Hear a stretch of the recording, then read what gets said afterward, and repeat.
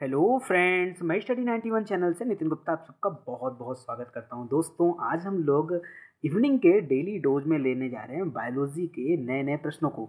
इसके पहले हम लोगों ने पहला सीरीज कवर किया था और ये इस पार्ट का दूसरा सीरीज होगा, ठीक है। तो इस तरह से डेली डोज के लिए आप तैयार रहिए और बिलीव करिए, मेरे ऊपर विश्वास करिए कि आप लोगों ने सिर्फ 1 महीने तक अगर लगातार बायोलॉजी के डेली डोज को देख लिया तो ऐसा कोई प्रश्न नहीं होगा जो बायोलॉजी से आप हल ना कर पाओ। सभी प्रश्नों का उत्तर आपको अच्छे से पता चल जाएगा, ठीक है। तो काफ़ी अच्छे से हम लोग तैयारी करने चलते हैं और देखते हैं कि कौन कौन सा इंपॉर्टेंट प्रश्न है जो आज हमें कवर करने हैं, ठीक है। और एकदम अच्छे से पढ़िएगा। चलिए, सबसे पहला प्रश्न है कि अमीबा पेचिस पैदा करता है। अमीबी पेचिस पैदा करता है, कौन पैदा करता है? तो सभी चीज़ों के बारे में जानना है आपको। ये पैदा करता है एंट अमीबा हिस्टोरिटिका। एंट अमीबा हिस्टोरिटिका। तो इसके बारे में पहले जान लीजिए एक्चुअली में पेचिस होता क्या है। देखिए, पेचिस को हम लोग प्रवाहिका भी बोलते हैं। ये पाचन तंत्र का एक रोग है, इसको प्रवाहिका भी बोला जाता है, प्रवाहिका, ठीक ना। पेचिस का दूसरा नाम क्या है? प्रवाहिका। ये मैं क्यों आपको बता रहा हूँ, अभी आपके एग्जाम में अगर प्रवाहिका लिख के दे दे तो फिर आप लोग कंफ्यूज हो जाओगे, ठीक है।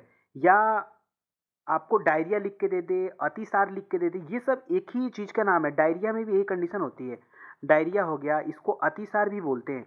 तो कई सारे नामों से जाना जाता है और इसलिए बायोलॉजी में देखिए ज़्यादातर चीज़ें क्या है ना कि कई नामों से जानी जाती है। तो इसलिए आप उसको याद करिए, ज़रूरी है आपका, ठीक है। तो पेचिस हो या प्रवाहिका, ये पाचन तंत्र का रोग होता है जिसमें गंभीर अतिसार या डायरिया की शिकायत होती है। होता क्या है कि मल में जो ब्लड होता है ना वो और श्लेष्म ये आना शुरू हो जाता है, मसल्स आने शुरू हो जाते हैं ब्लड में, सॉरी, जो आपका मल है, मल में जो होता है ब्लडिंग होना चालू हो जाता है, ठीक है। और बहुत ही जानलेवा होता है। इसमें तो कभी कभार खून की उल्टी भी हो जाती है और सबसे ख़राब काम होता है कि बार बार आपको फ्रेश होने जाना पड़ेगा और फ्रेश होने के बाद उसमें से खून आने की प्रक्रिया होती है। तो अमीबा पेचिस, ठीक है, दो टाइप का होता है। एक अमीबा पेचिस होता है, एक दंडाणुज पेशिस होता है। अगला अगला इसका कौन सा हिस्सा है?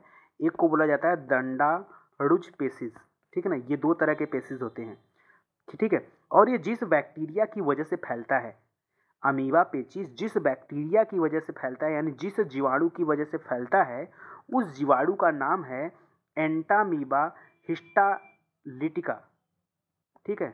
एंटामीबा हिस्टालिटिका, ये जैसा कि आपके उत्तर में लिखा था, ठीक है। तो अभी याद रहेगा आपको ना। चलिए नेक्स्ट देखिए क्या है। अगला है दूध में परिक्षिप्त वसा क्या होता है?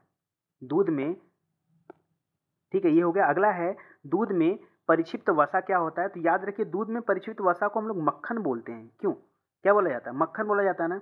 अच्छा, माखन के माखन होता क्या है ना इसमें कि जो कोई भी अगर दुग्ध उत्पाद से बहुत सारी चीज़ पहली बात तो बनते हैं। जैसे अगर हम बात करें दही की तो ये भी दुग्ध उत्पाद होता है, ठीक है। इसके अलावा क्रीम, क्रीम भी बनाई जाती है दोस्तों, दूध से ही बनाई जाती है, ठीक है।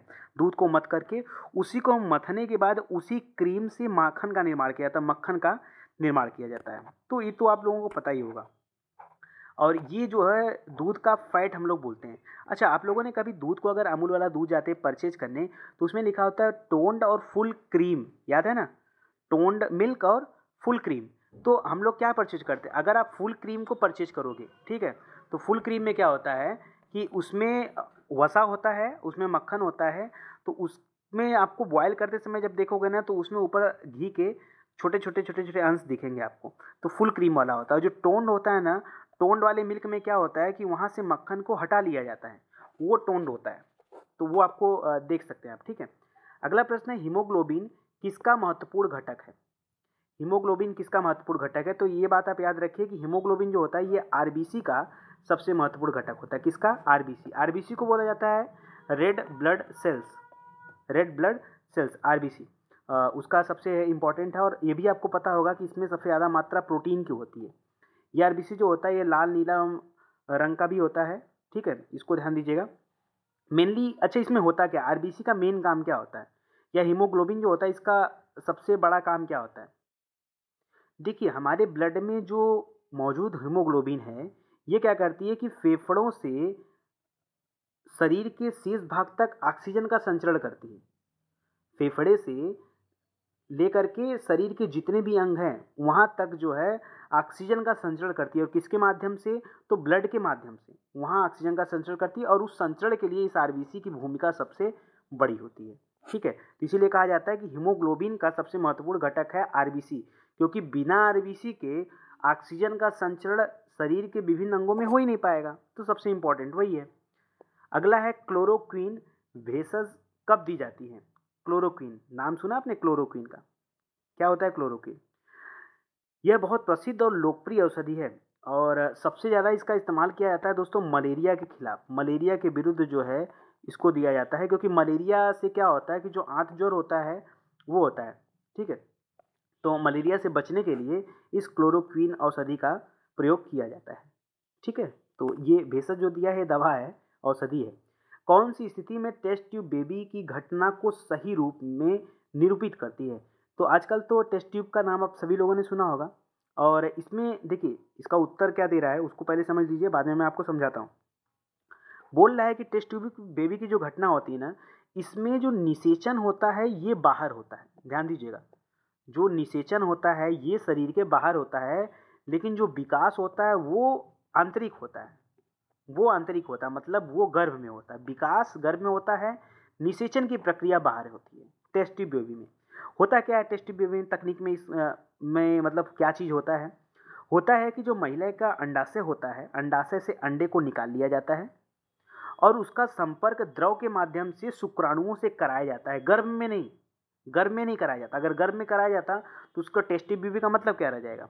तो अंडाणुओं को अंडाशय से अंडे को निकाल करके क्या किया जाता है? द्रव के माध्यम से शुक्राणुओं से उसको टचअप कराया जाता है, और उसके बाद इंजेक्शन के माध्यम से, ठीक है ना, इंजेक्शन के माध्यम से वापस इसको क्या किया जाता है? गर्भ में स्थानांतरित कर दिया जाता है। इसको कृत्रिम गर्भाधान भी कहा जाता है, कृत्रिम गर्भाधान। ठीक है, और ये चीज़ होता है। तो इसीलिए बोला गया कि जो निषेचन है वो बाहर होगा। इसीलिए कहा गया जो निषेचन है वो बाहर होगा, क्योंकि भाई शरीर से अंडाणु और शुक्राणु दोनों को मिला करके निषेचन का काम बाहर होता है। उसके बाद इंजेक्शन के थ्रू या जिस भी माध्यम से हो उसके थ्रू क्या करता है, गर्भ में ले जाकर स्थापित कर दिया जाता है, और विकास जो होता है वो अंदर होता है। अगला देखिए, गुणसूत्रों में होते हैं। जो गुणसूत्र होता है उसमें कौन कौन से चीज़ होते हैं? तो याद रखिए, गुणसूत्रों में डीएनए, डीऑक्सीराइबोज न्यूक्लिक एसिड और प्रोटीन, इन दोनों का समावेश होता है। जो गुणसूत्र होते हैं उसमें इन दोनों का समावेश होता है। किसका किसका? डीएनए और प्रोटीन, दोनों का समावेश होता है। कोई दिक्कत आपको? नेक्स्ट देखिए, पेनिसिलिन का आविष्कार किसने किया था? ये तो बहुत पेड क्वेश्चन है साइंस का, बहुत इतने बार एग्जाम में आया, मैं क्या बताऊँ आपको। पेनिसिलिन एक्चुअली इसको कभी कभी शार्ट में पीसीएन भी बोलते हैं, पीसीएन भी बोलते हैं पेनिसिलिन को। कभी कभी शार्ट में पीसीएन बोलते हैं, और कभी कभी शार्ट में इसको पेन बोला जाता है, खाली पेन, पीएन पेन। एक एंटीबायोटिक का समूह होता है, एंटीबायोटिक का एक समूह है जिसकी उत्पत्ति पेनिसिलियम नामक फंगी से हुआ है। इसीलिए इसका नाम जो है पेनिसिलिन पड़ा, क्योंकि ये किस फंगी से बना हुआ है, उस फंगी का नाम भी है पेनिसिलियम। ठीक है, पेनिसिलियम उस फंगी का नाम है। और ये इस समय जो है ये जीवाणुओं का प्रतिरोधी बन चुका है, और सबसे ज़्यादा इसका इस्तेमाल इसी मामले में किया जाता है। तो इसको याद रखिएगा, पेनिसिलिन का। और आविष्कार किसने किया था, खोजा किसने का था? तो अलेक्जेंडर फ्लेमिंग ने खोजा था, अलेक्जेंडर फ्लेमिंग।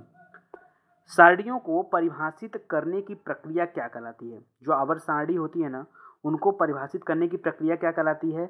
तो दंत सामान्यीकरण कहा जाता है, या इंग्लिश में डेटा नॉर्मलाइजेशन कहा जाता है। ये तो नॉर्मल सा प्रश्न है। अगला है, रेशेदार अस्थि जोड़ में पाया जाता है।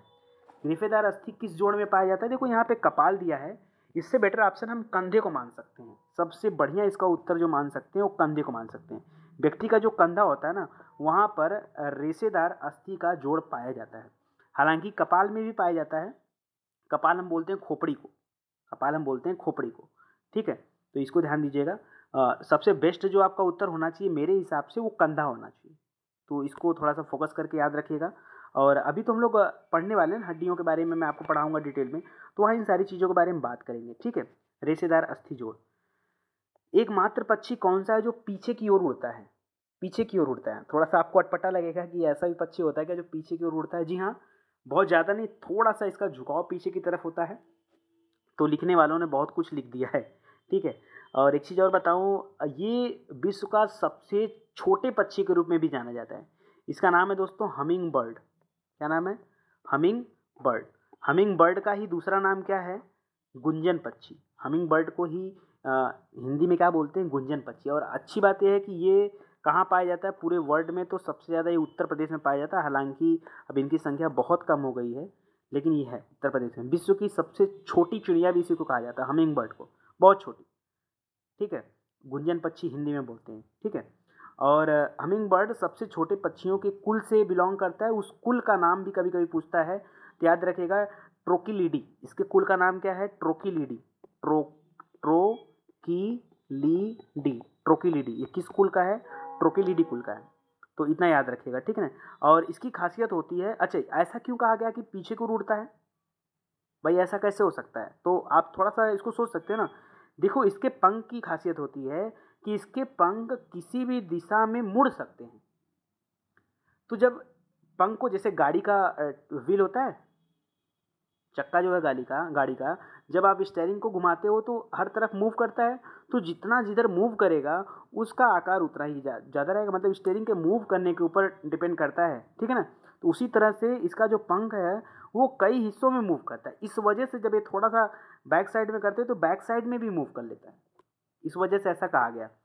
इसके अलावा किसी कोशिका में अचल संपत्ति किसको माना जाता है? कोशिका के अंदर अचल संपत्ति किसको माना जाता है? तो वो माना जाता है न्यूक्लिक एसिड को। न्यूक्लिक एसिड को, न्यूक्लिक एसिड को हिंदी में बोलते हैं नाभिकीय अम्ल। क्या बोलते हैं? नाभिकीय अम्ल। अब आपने सोच रहे होंगे कि सर ये नाभिकीय अम्ल क्या होता है? ये बहुत ही छोटे छोटे अणुओं से मिलकर बना होता है, ठीक है। और आप इसके बारे में जानते भी हो। अरे डीएनए और आरएनए का नाम सुना है कि नहीं? ठीक है ना, डीएनए और आरएनए ये क्या है? ये न्यूक्लिक एसिड ही तो है, ये नाभिकीय अम्ल ही तो है, उसी के द्वारा इनको बनाया गया है, ठीक है। तो इसको याद रखिएगा। और इसकी खोज, नाभिकीय अम्ल की खोज, कभी कभी ये भी आपके एग्जाम में पूछता है, तो याद रखिए इसकी खोज किया था फ्रेडरिक मिसर ने। फ्रेडरिक मिसर, याद रखिएगा, ठीक है। फ्रेडरिक मिसर ने इसका जो है खोज किया था। कोई दिक्कत है आपको? और अच्छा, ऐसा क्यों कहा गया कि ये अचल संपत्ति है? इसके पीछे क्या रीजन है?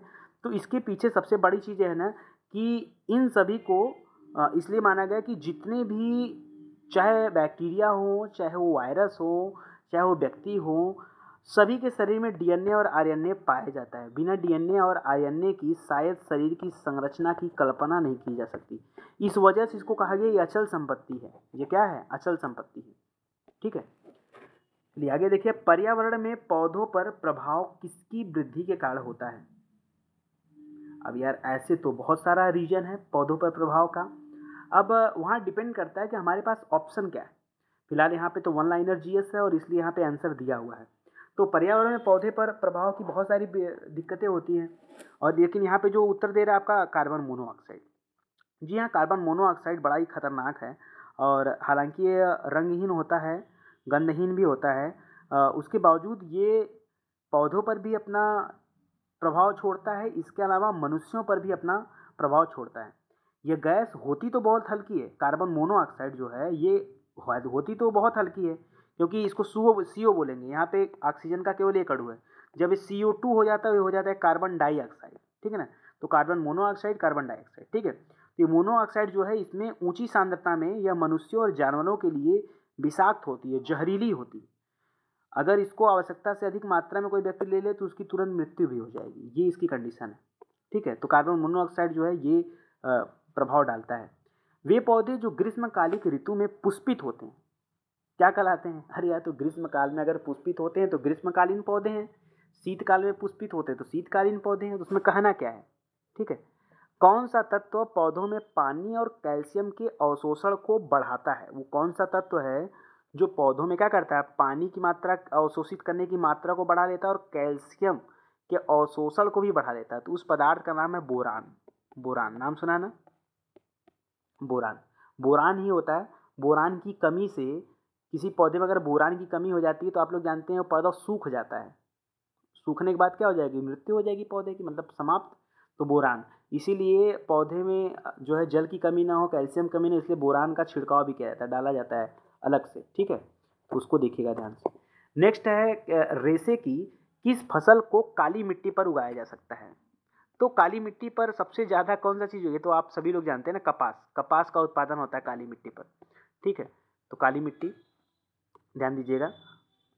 कपास क्या होता है, कपास से रेसे बनाए जाते हैं, उस रेसे से धागे तैयार किया जाता है, धागे से वस्त्र तैयार किए जाते हैं, तो ये याद रखिएगा। हरी खाद प्राप्त की जा सकती है। अच्छा, आपने कभी सुना हरी खाद के बारे में? हरी खाद क्या होता है? कभी हरी खाद सुना है? हरा खाद हाँ, खाद अभी आप लोग रासायनिक खादों को जानते होंगे। जैविक खाद का नाम सुना है ना? वही, उसी जैविक खाद को हरी खाद बोलते हैं। उसी जैविक खाद को क्या बोलते हैं? हरी खाद बोलते हैं। अब जैविक मतलब क्या? जैसे जो पेड़ पौधे सड़ गए हैं उनसे जो है क्या करना, खाद तैयार करना, तो ये हरी खाद है।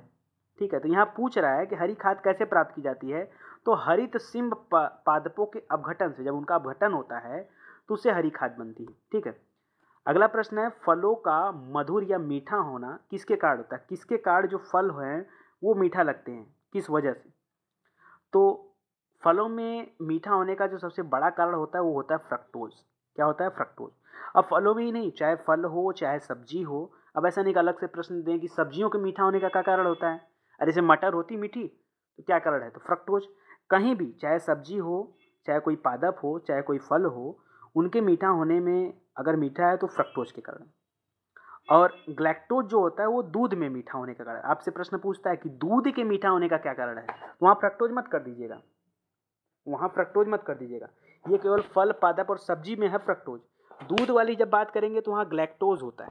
दूध में क्या होता है? ग्लैक्टोज। यही सब तो हमको ध्यान दे के थोड़ा पढ़ना है। यही सब गलतियाँ हैं जो हम बाई मिस्टेक कर देते हैं एग्जाम में, और हमें लगता है कि नहीं यार हम सही करके हैं, और होता गलत है। तो याद रखिएगा, ग्लैक्टोज जो होता है वो दूध में मीठापन का कारण होता है। कोई दिक्कत आपको? अच्छा चलिए ठीक है। अच्छा, इसके अलावा सुक्रोज वगैरह भी हम लोगों ने पढ़ा था ना। सुक्रोज एकदम अलग चीज़ है, वो तो चीनी से बहुत ज़्यादा मीठा होता है, चीनी का अपेक्षाकृत 300 से 400 गुना ज़्यादा मीठा होता है, वो अलग चीज़ होता है। ठीक है, उसको यहाँ मत कंपेयर करिएगा। साइकस किस प्रकार का पेड़ है? साइकस नाम सुना कभी? साइकस, साइकस किस प्रकार का पेड़ है? तो साइकस याद रखिए, ये अनावृत बीजी पेड़ है। यहाँ पे देखिए उत्तर भी आपके सामने लिखा है, एक सेकंड, ये देखिए अनावृत बीजी पेड़। तो चलो, अगर हमने रट भी लिया कि ये अनावृत बीजी पौधा है, तो आगे से हम इसको याद कैसे रखेंगे, और ये अनावृत बीजी पौधा होता क्या है? देखो, अनावृत बीजी पौधे को बोलते हैं जिम्नोस्पर्म। क्या बोला जाता है? जिम्नो। जैसे इंडोस्पर्म होता है ना, उसी तरह से जिम्नोस्पर्म। ठीक है ना, जिम्नो, जिम्नोस्पर्म। अगर हिंदी इसका मैं बनाऊं तो हो जाएगा नग्न बीज। कौन सा पौधा? नग्न बीज। ऐसे पौधों और वृक्षों को कहा जाता है अनावृत्त बीजी पौधा। ऐसे पौधों और वृक्षों को कहा जाता है जिनके बीज फूलों में पनपने और फलों में बंद होने की बजाय छोटी टहनियों या शंकुओं में खुली और नग्न अवस्था में होते हैं। बात को समझिए, एक लाइन की बात है, और इतने कम शब्दों में इसको समझाया नहीं जा सकता जितने कम शब्दों में आपको बता रहा हूँ। अनावृत्त पौधे क्या, अभी अभी अच्छा, जैसे कोई पौधा होता है तो होता क्या है? पौधे में जो बीज होता है वो कहाँ निकलता है? आप बताओ। पौधों में जो बीज पनपता है वो कहाँ निकलता है? बिल्कुल जहाँ पत्ती होती है उसी पत्तियों के बीज से निकलता है, होता है ना। लेकिन जो अनावृत्ति पौधे होते हैं इसमें क्या होता है कि इनके बीज जो होते हैं वो फूलों में पनपने और फलों में बंद होने के बजाय नॉर्मल डायरेक्ट टहनियों में से अलग से निकले। उनका पत्ती उत्ती से कोई लेना देना नहीं, जिससे लगता है कि सन्यासी हो गए, एकदम अलग। अगल बगल कोई पत्ती नहीं, अगल बगल कुछ नहीं, तने में से लटक गया डायरेक्ट, ये होता है। इसीलिए इसको कहा गया खुली या नग्न अवस्था में होना। भाई इसीलिए इसको क्या बोलते हैं? जिम्नोस्पर्म में क्यों बोला गया इसको? खुली और नग्न अवस्था में क्यों बोला गया? इसके अगल बगल कोई अत्ती पत्ती नहीं होती, कुछ नहीं। ठीक है ना, तो ये दशा होती है, और इसी वजह से इसको अनावृत्त पौधा कहा जाता है या अनावृत्त पेड़ कहा जाता है। अच्छा, आपसे अगर कोई पूछ दे कि कौन से हैं, तो मान लो एक तो मैंने साइकस बता दिया, आप साइकस का पौधा तो आप देखे ही नहीं हो, तो नेट पे सर्च कर लेना। और भी क्या इसका उदाहरण है क्या? हाँ, और भी है ना। चीड़ का नाम सुना ना? चीड़, चीड़ भी जो है वो भी इसमें अनावृत्त बीजी पौधे का सबसे बड़ा उदाहरण है। इसके अलावा जितने भी कोड़धारी वन होते हैं, कोड़धारी वन, वो सब जो है अनावृत्त पौधे के उदाहरण है। कोड़धारी वन, चाहे वो चीड़ हो, चाहे वो स्प्रूस हो। स्प्रूस का नाम सुना है? स्प्रूस है, फर है। अच्छा, देवदार तो सुना होगा ना? देवदार, देवदार सुना? चीड़, देवदार, तो ये सब जो हैं किसमें शामिल होते हैं? वो सब के सब अनावृत्ति पौधे, बीज वाले पौधे के रूप में जाने जाते हैं। कोई दिक्कत आपको? अभी तो आ ही गया होगा। तो 3 तो आप याद कर लो, साइकस, देवदार और चीड़, ये 3 तो एकदम याद रखो। इसके अलावा है उच्चतर पौधों के बीजों के पोषक ऊतक को क्या कहते हैं? तो उसको बोला जाता है दोस्तों एंडोस्पर्म। जैसे अनावृत वालों को बोला जाता था जिम्नोस्पर्म ना, उसी तरह से जो उच्चतर पौधों के बीज होते हैं उनके ऊतक को, पोषक ऊतक को क्या बोला जाता है? एंडोस्पर्म। एंडोस्पर्म मतलब भ्रूणपोषी बीज।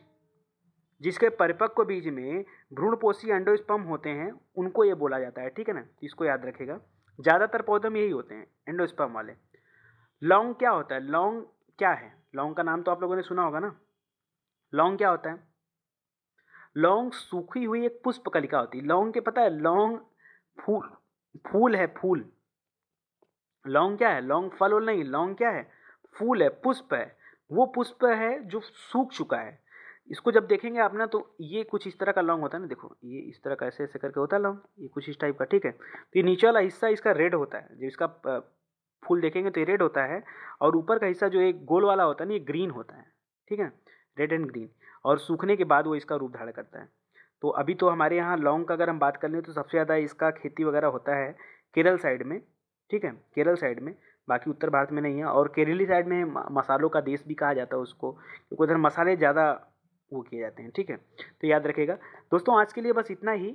और आपको बता देना चाहूँगा स्टडी 91 चैनल के बारे में कि यहाँ पर सभी विषयों की मुफ्त क्लासेस अवेलेबल कराई जाती है, सभी विषयों की, चाहे आपके कोई भी विषय हो। हाँ, थोड़ा सा टाइम ज़रूर लगता है, बिकॉज मैं अकेले हूँ और मेरे साथ कोई भी टीम वर्क नहीं है और कोई अलग ज्वाइन नहीं है, इस वजह से थोड़ा सा टाइम लगता है। लेकिन मैं हर एक चीज़ कायदे से लेके चलता हूँ जिसमें आपको ज़्यादा से ज़्यादा जानकारी और नॉलेज हासिल हो सके।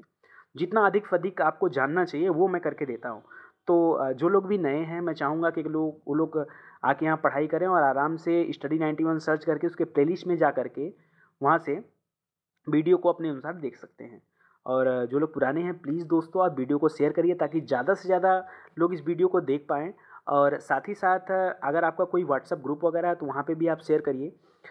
और एक बात और याद रखिए कि अगर आपके चैनल पे ऐड आता है तो प्लीज़ उस ऐड को पूरा देखा करिए, ऐड को स्किप मत किया करिए। सिर्फ एक निवेदन आपसे कि प्लीज़ ऐड को स्किप मत किया करिए। चलिए, बहुत बहुत धन्यवाद आपका। Thank you so much.